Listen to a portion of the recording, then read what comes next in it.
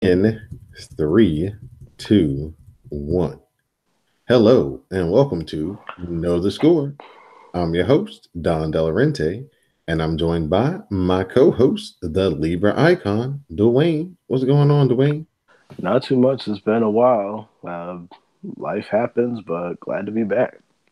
Yeah, man, life be lifing, but we get together when we can. And of course, we've got big moments to talk about. So, Absolutely. without further ado, we'll get right into it. We can talk about the national championship game. We'll do a quick recap as I don't think anybody saw Clemson winning this game by such a large margin, 44 to 16. Uh, Freshman quarterback Trevor Lawrence, 347 yards, three TDs.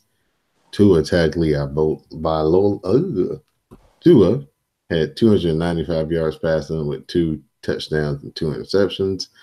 And Clemson is the first team in college football to go 15 and 0 since the 1800s. Dwayne, your hmm analysis, please, on Nick Saban getting taken to the woodshed by Dabo Swinney and the Clemson Tigers. Yeah. Remember when Clemson used to be a verb for blowing leads? But this time around, they sustained. They dismantled the the Tide, and it was really a great first quarter, and then after that, it just went downhill. I think the adjustments Clemson made in the game, and harassing Tagliavola, even Jalen Hurts probably try to do a reversal, try to get something going, but this game was just Clemson. Not only did we see a great game for Trevor Lawrence, a great game from the defense. Once they adjusted in the second quarter on, it was a wrap. Justin Ross is probably one of a huge key in this future, and I think this is really going to be it's Clemson's world now, and because both these guys are freshmen, and so we got to see this for at least a couple more years and for certain a couple more years. And uh, I think Nick Saban, he was shell shocked and he did not know how to make the adjustments that were needed to get back in this game. Every time they tried to go for it on fourth down, it did not work. Um, I don't know if Alabama needs to spend one of those scholarships on defensive players on the kicker because the field goal game was not good. And a lot of things just did not go their way. It just was not their night, and Clemson showed up and showed out. Congratulations to the Clemson Tigers, your national champions. They went to the And White House and they got served McDonald's. Yeah, it's real life, yes, folks. Fast yeah, food in the White House. the reward of being on top of the world in your sport, and you get bottom barrel burgers.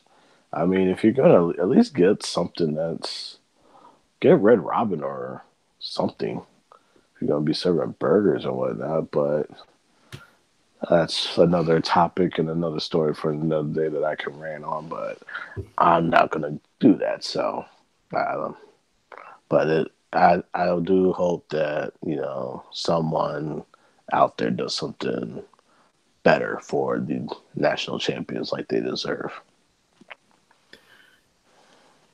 Speaking of champions, we'll move on to the professional ranks as they are vying for the championship, the biggest prize of them all, the Lombardi Trophy. So the wild card weekend recap: the Texans, they got blindsided by the Colts, 21-7 at home. Another Texans playoff appearance. Another Bill O'Brien outcoached, giftable moments on the sideline. Always. So the Texans, known for their offense all season and their defense, their rushing defense especially, neither one of them showed up to the party as the Colts jumped out 21 points in the first half. They were giving up six if this was PlayStation. But then we move on to the Cowboys. They rallied past the Seahawks 24-22. Dak Prescott made some plays actually, and the Cowboys got the win in the fourth quarter due to his efforts. The Chargers, they suffocated Lamar Jackson. They ended the Ravens season 23-17, even though once they kind of took the handcuffs off Lamar Jackson with the Chargers playing a little bit more of a, relaxed defense, the Ravens did come back and make that game competitive. And the game of the wild card weekend, of course, Cody Parker of the Bears has his game-winning field goal attempt tipped. Then it bounces off the upright and the crossbar, and the Bears come up short 16-15 against the Eagles. Pull some out for J to the max. Yeah, that was pretty terrible. And we didn't realize till after the fact that it was tipped. But once you saw, I thought it went in. I thought it went in, and then when I saw it go the other way, I was like, oh, it did not go in. So, not a good day for those in Chicago. I think the Bears mascot probably had the most. The Bears mascot symbolized Chicago that night, and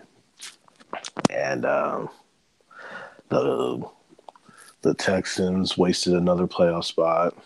I think someone really needs to take the AFC South for once and really just have a stranglehold on it.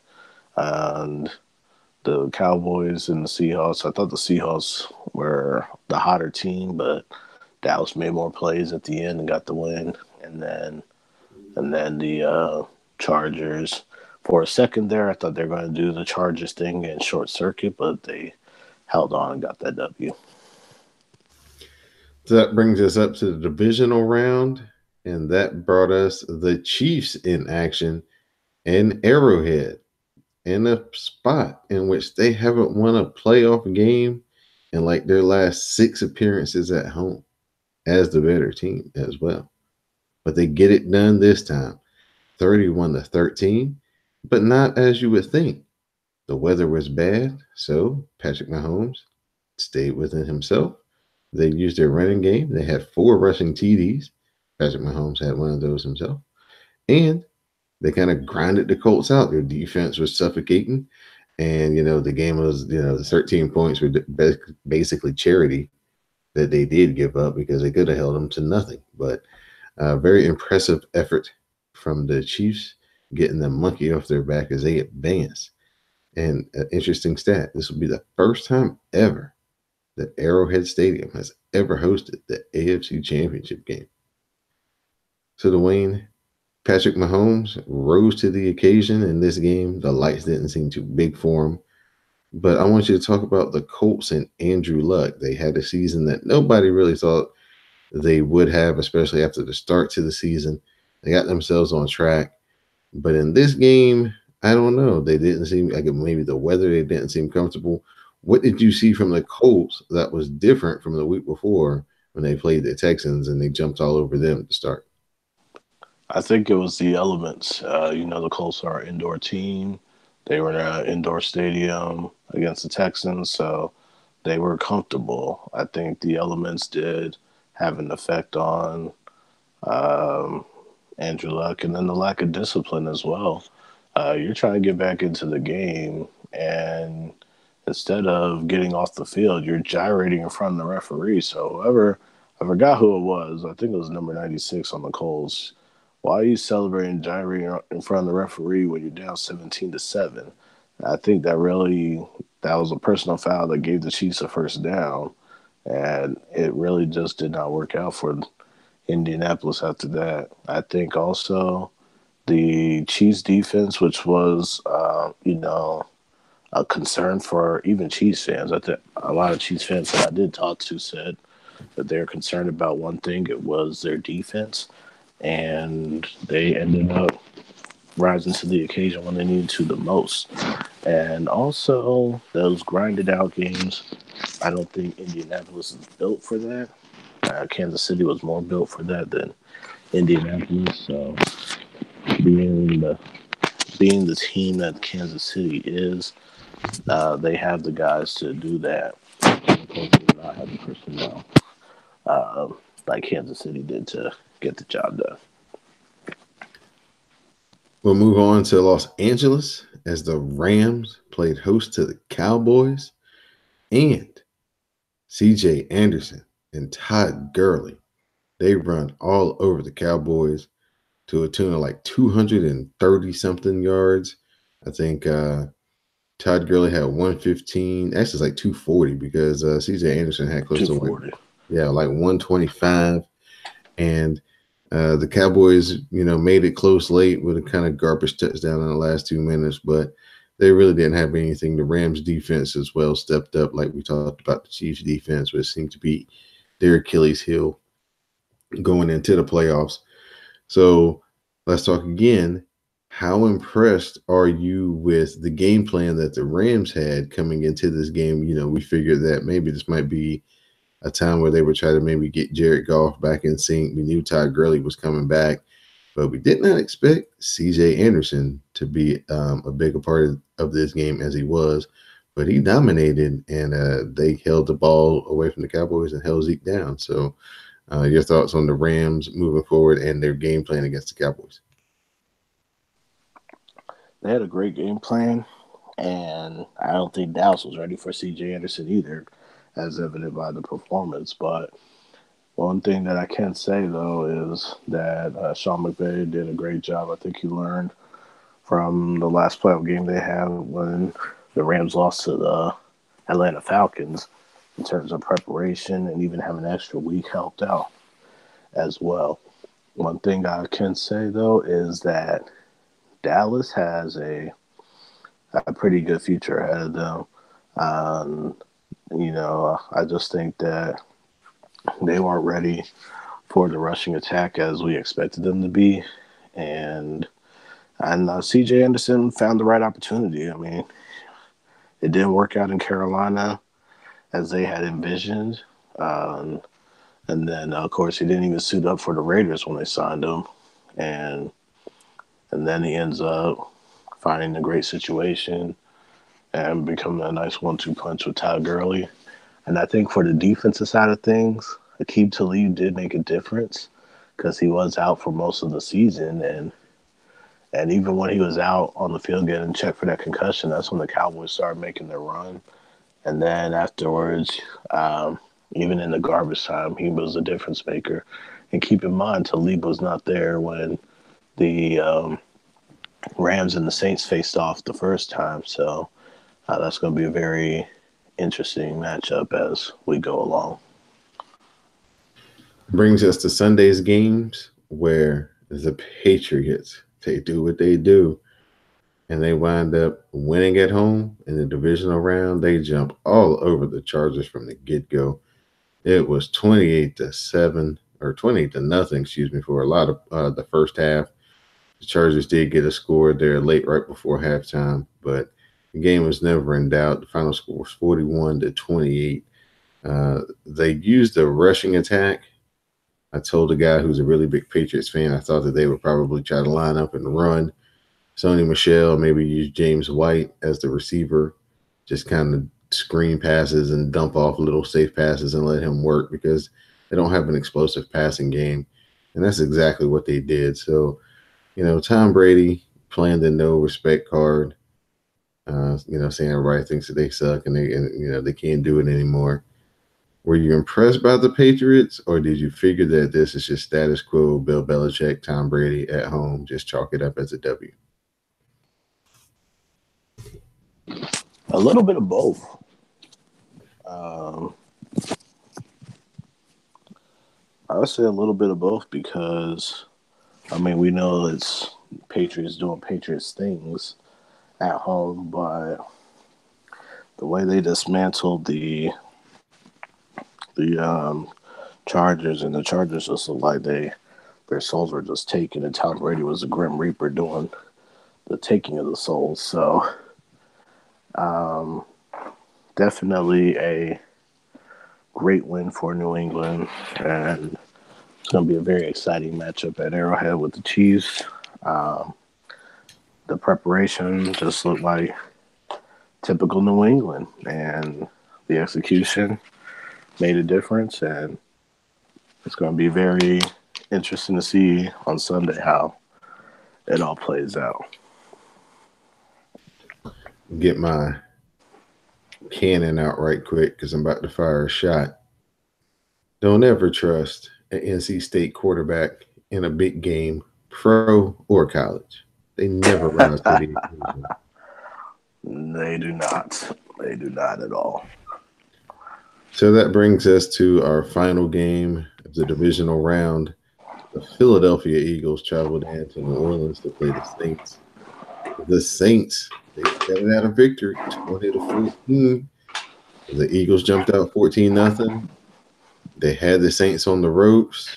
Timmy Jernigan gets like you alluded to earlier, a dumb taunting after a sack, keeps the drive kind of going. The Saints didn't get the first down on that, didn't get the score on that drive, but it kind of gave them some extra plays to kind of find a rhythm, and then from then on, we got a game. So I know your disdain for the Saints is very high, but objectively, they grounded out a victory over an Eagles team that was marching, and then Alshon Jeffrey had the ball slip through his hands and right into Lattimore's hands for the game-sealing interception. Valiant effort, but the Eagles didn't do anything after the first quarter, so you got to give a lot of props to the Saints defense, and then their offense made enough plays to win in the end with a long drive in the third quarter. So what did you see from the Saints that you liked? And maybe what did you see from the Eagles that you didn't like that you thought maybe cost them a chance at going back to the NFC Championship game? Oh, yes, I got to say nice things about the Saints now. Great. Nah, but seriously, on the objective side of things, it was a great job by the Saints. They tightened up when they needed to. Drew Brees made plays when he needed to.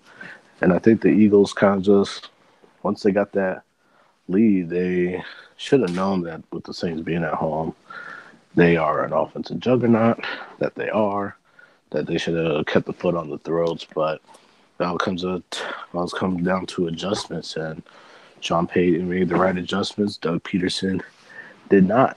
And when you don't make the right adjustments, it does not bode well for anybody any coach for that matter.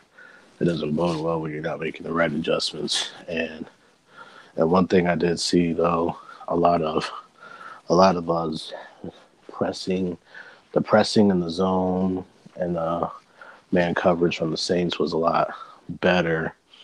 And then once again, being disciplined. When you're not disciplined, you lose the game, and creating dumb penalties that are unnecessary does not help your case at all. So that brings us to Championship Sunday. We're going to have the Rams taking on the Saints in a rematch from earlier this year. And then we're going to have the Patriots traveling this time to Kansas City to take on the Chiefs in another rematch from earlier this year. So, Dwayne. Hang on just a second. Just a second.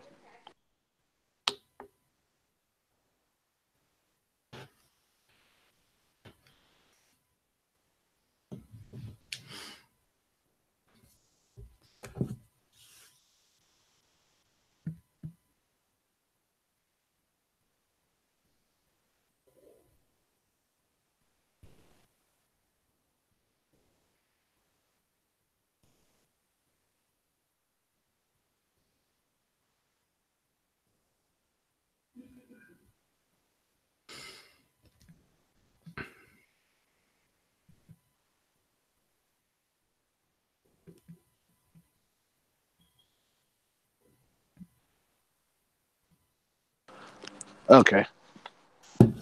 Sorry about that. No problem. All right, Dwayne. So I want to ask you, who do you have between the Rams and the Saints and give me a key or two that you'll be looking for in this game to, see that your pick is going your way. All right. So the Rams and the Saints. So this is the big thing I'm looking for in terms of the Rams and the Saints is, like I alluded to earlier, Aqib Talib was not in the game the first time the Rams and Saints faced each other. And I want to see if that is a difference for this game when they face off again. Um, so with the full arsenal, clearly he was okay to play when he returned to the Dallas game. So he's probably going to play, of course, in this game. So I want to see what adjustments the Rams will make from the first meeting. And if Talib and Thomas, I want to see how that match is going to go because, those two are going to be facing off against one another. Um, and then I want to also see if the Saints defense well. And at the end of the day, though, I think it's still going to be that home crowd factor. Do I want the Saints to win? No. Do I think the Saints are going to win this game? Yes, I do. The Saints in this match, and they're going to represent the NFC in the Super Bowl.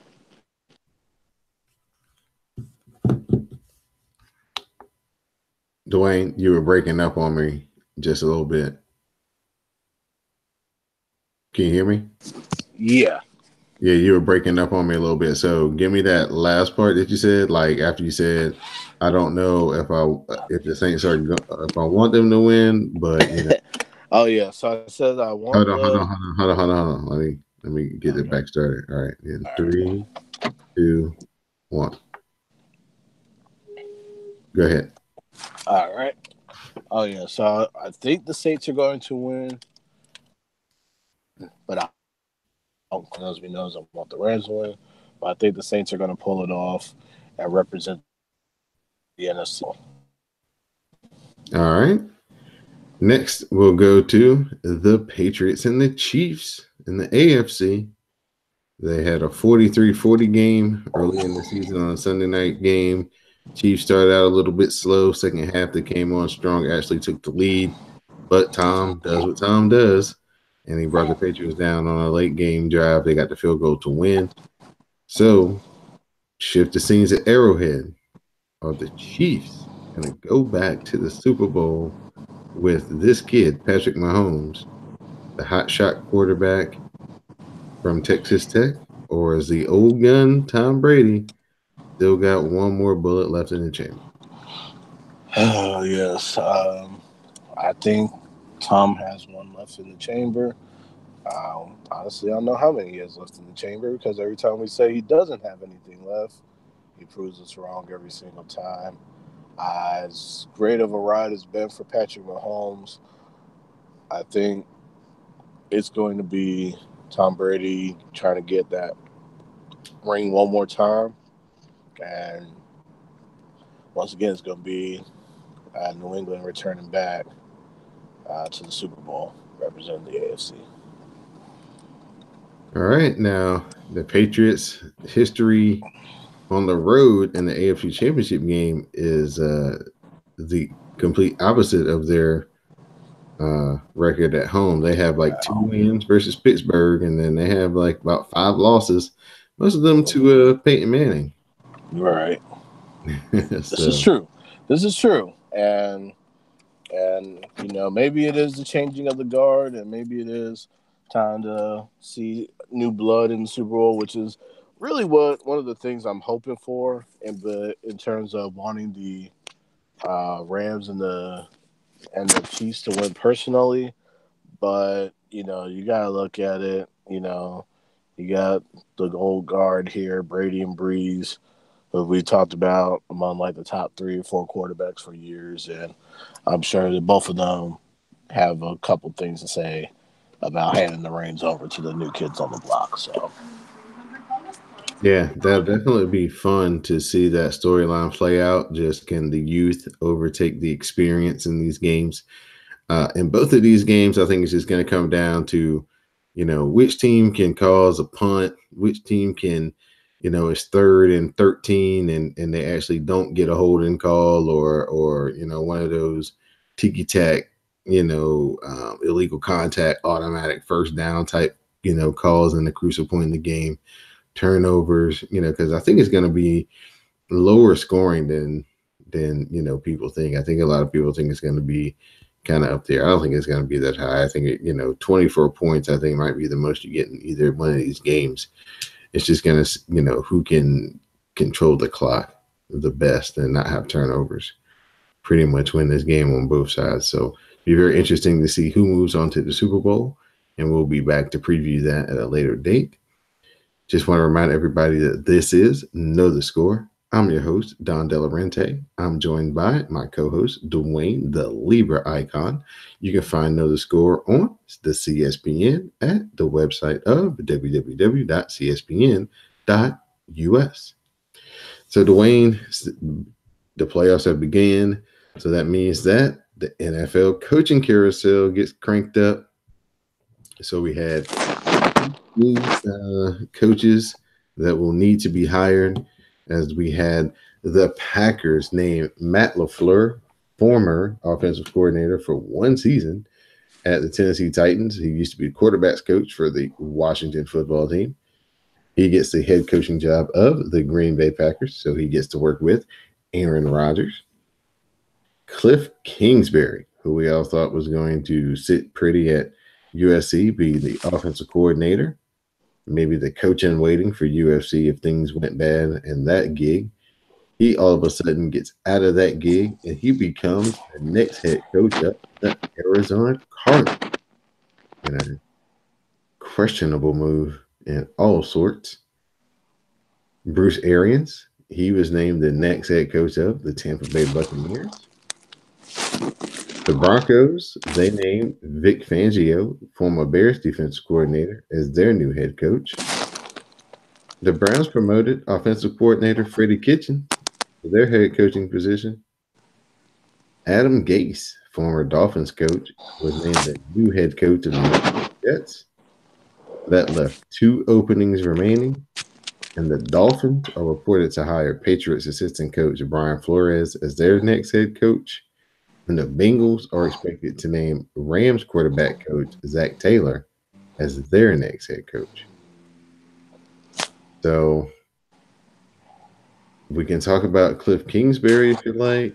We can talk about, maybe Brian Flores as the only African American who seems to be getting a coaching job. And the Dolphins are already openly talking about tanking to try to get to it.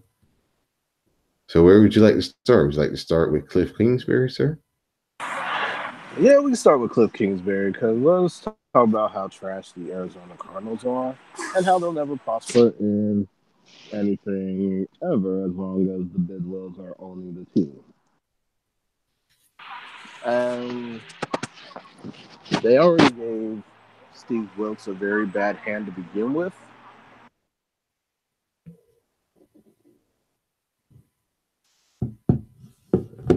You add to the fact that not only you gave Steve Wilkes nothing to work with, you have Larry Fitzgerald, who's old, an inexperienced quarterback.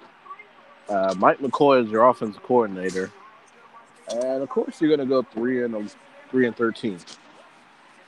And so, it's a very questionable move on all sorts. Of course, the guy that hired him, Steve Keim, is still the GM of the Cardinals.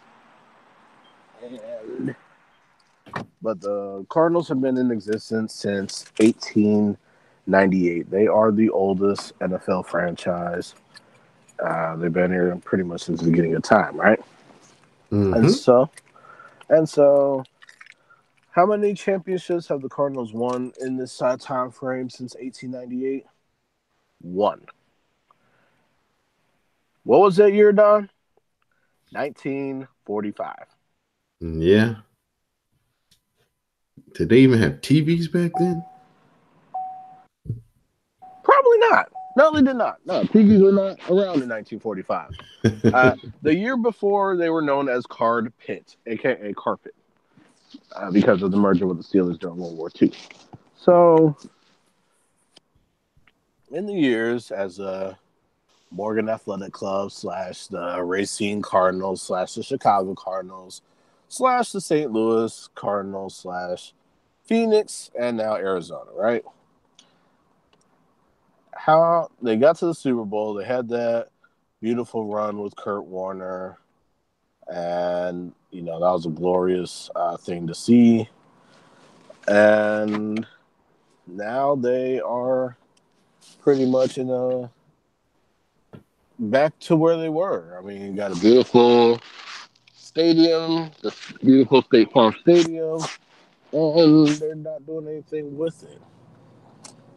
Larry Fitzgerald, like we said, Larry Fitzgerald's a legend, but he's getting up there. Christian Kirk wasn't really a good pick, so Steve Wills got a bad hand. He can always come back to Carolina, be the defensive coordinator. But I think he's going to the Browns. Okay, yeah. Well, good for Steve Wilkes. At least he's going to get back on his feet as most of his coaches do. So, um, maybe we can get promoted to head coach in a couple years if the Browns do anything. And then, so instead of getting an established coach, somebody who, since they're not going to give Wilkes a chance, instead of getting somebody who's probably has experience working with quarterbacks, if you really want to, get NFL caliber execution out of Josh Rosen, you hire Cliff Kingsbury. And don't get Hold on. Let's just finish this up on Friday. Okay. Or Thursday, whenever, because your connection is really bad right now. So okay. So we'll just go back to the Cliff Kingsbury part. When you hit me up on Thursday, we'll start right there. Okay. All right. All right. Cool. All right, man. Have fun at the game. All right. Enjoy your family, man. Be good. Yeah. All right. Bye-bye. Later.